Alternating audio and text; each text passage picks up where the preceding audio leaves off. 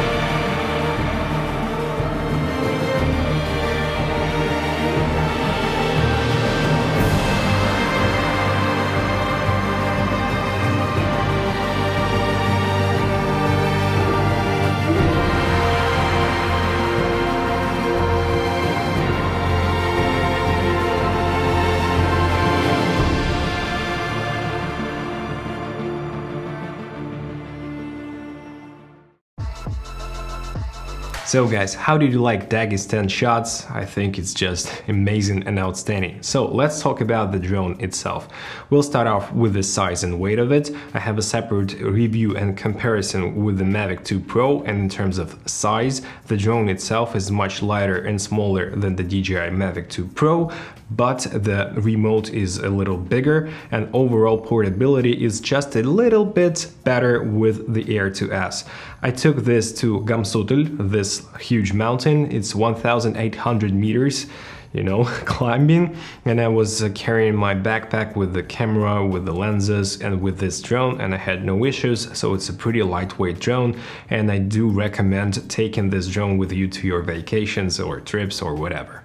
And now let's talk about the flying capabilities and overall movement of this drone. At first, when I compared it to the Mavic 2 Pro, I didn't think that it's a little different or much faster, but when I used it in the mountains, I understood that it's very zippy and very fast. The cinematic mode is okay, you can get some smooth shots with it, but the normal mode is just very fast. It falls like a rock when you descend and really fast ascends really fast. My English is good, guys.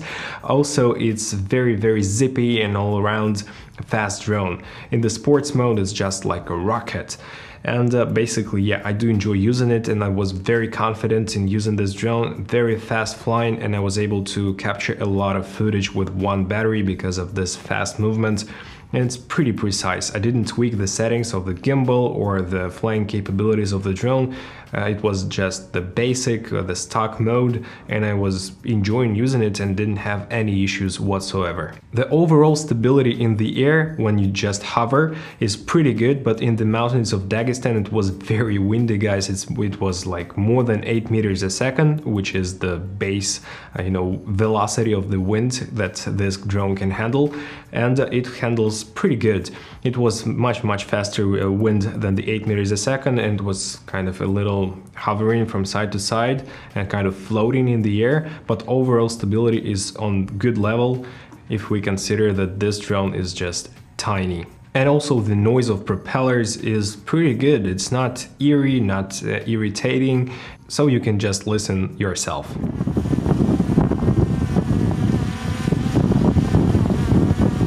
The battery life is 25 solid minutes, maybe 27, 28, and I was using 3 batteries because it's a Fly More combo kit, and I was flying all day with 3 batteries, so we had like 3 or 4 locations for one day, and I was using like half of the battery once and then half of the battery for the other location, and I was getting a lot of shots with this drone. And then I came back to the hotel, kind of hotel, it's a guest house more of a, and I was using the 3 different batteries, one single charging mode, charging plate if you wish. Just put all 3 batteries and plugged in and just went to sleep, and in the morning I had all 3 charged up.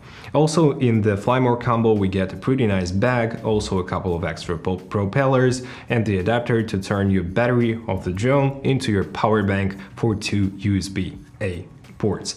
And one of the most important things, the ND filters, and here I'm gonna tell you a little story about the ND filters. The Fly More combo kit has the NDs, 4 different ND filters, but I was in a hurry when I went to Dagestan, and of course I have forgotten those filters at home, and I was using just the shorter shutter speeds. I'm not sure if you saw the difference, but here is the comparison, the same flight, but with ND32 and longer shutter speed and without the ND and with shorter shutter speed. shorter shutter speed. Very tough thing to say. Enjoy.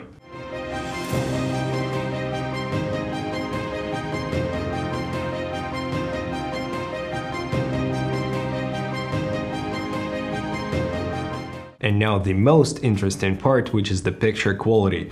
5.4K in D-Log 10-bit in this drone is just amazing and outstanding. I was using this mode almost all the time and I really enjoyed this mode. The picture is very sharp, very detailed, the colors are great, they pop a lot, and the footage itself is pretty gradable and color correctable, if you can say so.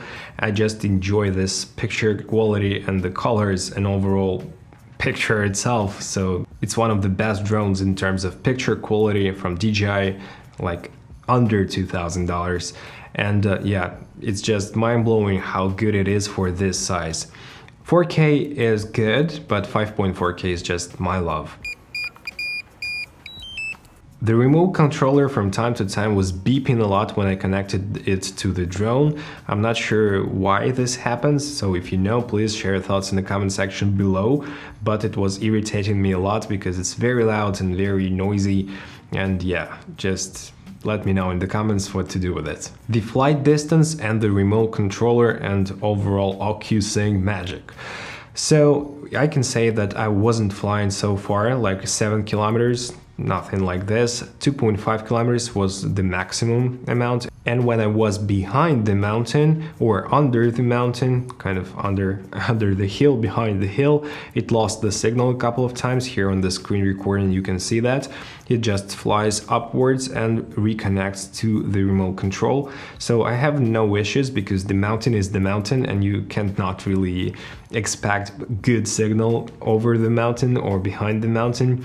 And yeah, basically I did enjoy using it, no issues whatsoever. Just fly with caution and be ready to lose the signal if you go behind a building or a mountain. It's normal, guys. A couple of times I had an issue with my iPhone 8 and the app itself was kind of glitchy. I couldn't change the shutter speed, I couldn't change the white balance, I needed to go to auto mode, then back to manual mode, and it wasn't working kind of at all.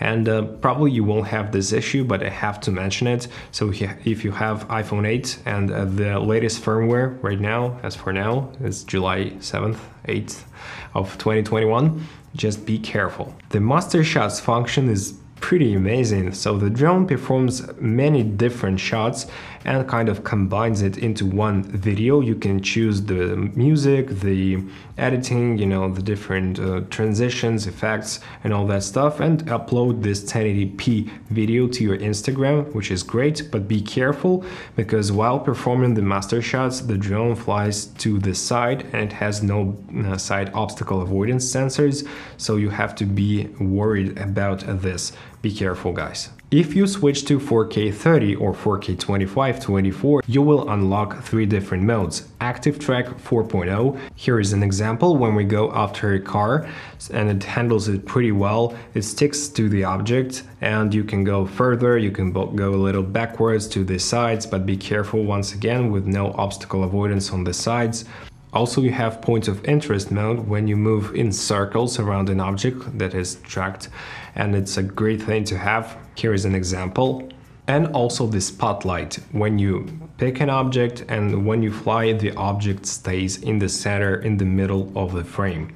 It's a pity that those modes are active only in 4K 30 and below. I'd like to use those modes in 4K 60 or 5.4K. Obstacle avoidance sensors work great. I didn't have any issues with those. I have tested them with closer objects with not very fast speeds, and yeah, basically they work. You can see the bars on the top and on the bottom of your phone, where the the obstacle is, and basically yeah, I can't say anything bad about the obstacle avoidance except for the side sensors. There are no side sensors, and that is why you have to be really precise and careful with flying to the sides. The hyperlapse mode I have tested in my backyard well, because I didn't have any time in Dagestan, and yeah, it's in 4K. When you make a video, you can use your JPEGs or your RAW photos to make it even better, and it's a little better than in the Mavic 2 Pro, and this mode is totally usable. I do recommend using it and playing around with it.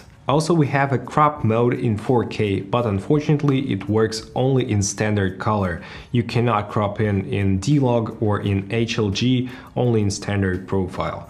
And you can use up to 4 with some X crop modes, and you can see the difference in different crop modes right here.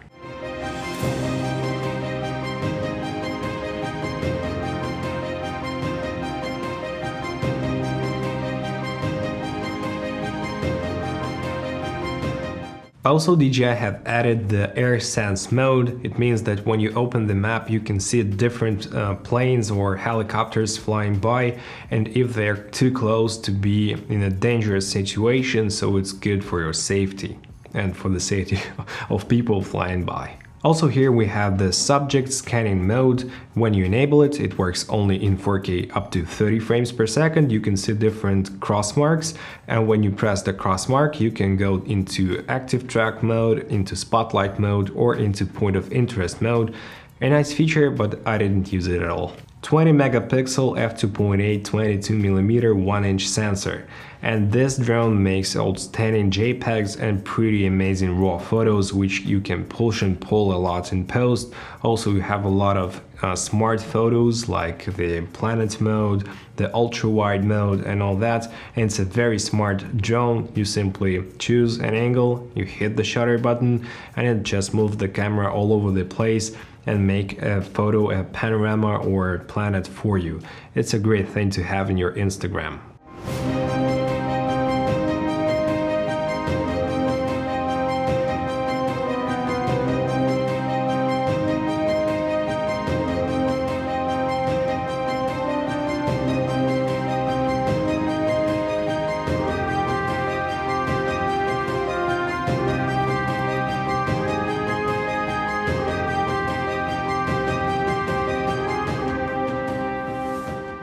The conclusion, guys. Overall, I think this drone is the best bang for a buck right now on the market. It's very versatile with great picture quality, really nice flying capabilities, different features, 8 GB of internal memory and all that stuff. Yeah, just overall a very versatile and great drone, pretty compact, but it's not perfect. Not perfect yet. I've made a video with my predictions about Air 3S and Mavic 3 Pro right here, and there I tell you everything I want to see in the newer generation of DJI drones. So guys, that's been it. What do you think of the DJI Air 2S? Which drone do you use? What do you expect from the DJI Air 3S? So all of your thoughts in the comment section below. If you did enjoy the content on my channel, the views of the Dagestan mountains and overall review, please smash the like and subscribe buttons as I say in my videos, and hit the notifications bell to be notified when I post my next video. Thank you very much for watching. My name is Oleg Nikitin from Russia with love, and from Moscow with love. See you in the next video, guys. Take care. Bye.